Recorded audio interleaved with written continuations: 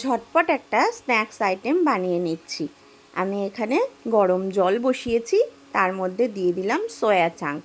সয়াগুলো একটু বড় সাইজের, এই রকম ভালো করে নুন দিয়ে সেদ্ধ করে নিয়ে ভালো করে জল ঝরিয়ে ঠান্ডা করতে দেব।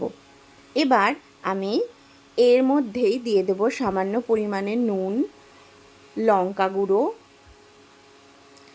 আর দিয়ে দেব এর মধ্যে 1 চা চামচ গোলমরিচের গুঁড়ো।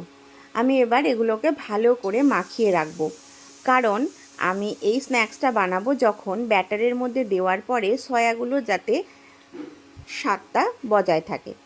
একটা পাত্রে সম পরিমাণে বেসন এবং চালের গুঁড়ো নিয়েছি, দিয়ে দিয়েছি লঙ্কা গুঁড়ো, কালো জিরে আর নুন দিয়ে ভালো করে ব্যাটারটাকে ফেটিয়ে, ঠিক খুব পাতলাও না খুব গাঢ়ও না, এরকম একটা ব্যাটার তৈরি করে নেব। ব্যাটারটাকেও কিছুক্ষণ এইভাবে করে তৈরি করে রেখে দেব। সামান্য পরিমাণে খাওয়ার সোডা দেব, যাতে খুব ভালো ক্রিস্পি এবং ক্রাঞ্চি হয়। এইভাবে করে এবার আমি সমস্ত সয়াগুলোকে ম্যারিনেশন করে যে রেখে দিয়েছিলাম সেগুলোকে এর মধ্যে ব্যাটারের মধ্যে এইভাবে মাখিয়ে আরও কিছুক্ষণ রেখে দেব। এটা সম্পূর্ণ নিরামিষ একটা স্ন্যাক্স। যারা নিরামিষের দিনে কি খাবো মনে হয় তারা কিন্তু এটা বানিয়ে খেয়ে দেখতে পারেন।